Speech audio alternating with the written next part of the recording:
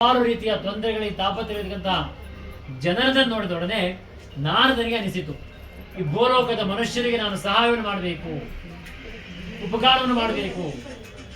ಹಾಗೆ ಮಾಡುವುದು ಹಾಗಾದ್ರೆ? ಏಕೆಂತಂದ್ರೆ ನಮ್ಮ ವ್ಯಾಪ್ತಿಯಲ್ಲಿ ಮಾತ್ರ ಯಾರು ಸಹಾಯ ಮಾಡ್ಲಿಕ್ಕೆ ಸಾಧ್ಯ ಅಲ್ವಾ?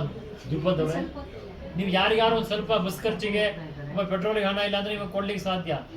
ಎಲ್ಲರೂ ಕೊಡ್ಬೇಕು ಅಂತಂದ್ರೆ ನಿಮ್ಮದು ಸಾಧ್ಯ ಇಲ್ಲ, ಆಗುವುದಿಲ್ಲ ಇದು ನನ್ನ ಹತ್ರ ಅಂತ ಹೇಳ್ತೀವಿ. ಅದೇ ರೀತಿ ನಾರದನಿಗೂ ಆಯಿತು. ನಾನಾಗಿ ಯಾರಿಗೆ ಸಹಾಯ ಮಾಡಲಿ? ಇಷ್ಟೊಂದು ಕೋಟಿ ಜನಸಂಖ್ಯೆ ಇದೆಯಲ್ಲ, ಇದು ನನ್ನಿಂದ ಆಗತಕ್ಕಂಥ ಕೆಲಸವಲ್ಲ.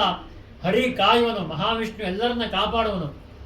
ಇದಕ್ಕೆ ಮಹಾವಿಷ್ಣುವೇ ಏನಾದರೂ ಉಪಾಯ ಮಾಡಬೇಕು ಎಂಬುದಾಗಿ ಹೇಳಿ ವಿಷ್ಣು ಲೋಕಂಗತಸ್ತದ, ಭೂಲೋಕಕ್ಕೆ ಬಂದು ಜನರ ದುಃಖವನ್ನು ನೋಡಿ ಜನರಿಗೆ ಉಪಕಾರವನ್ನು ಮಾಡಬೇಕು ಎಂಬುದಾಗಿ ಭಾವನೆಯಿಂದ ವಿಷ್ಣು ಲೋಕಕ್ಕೆ ಹೋಗ್ತಾನೆ.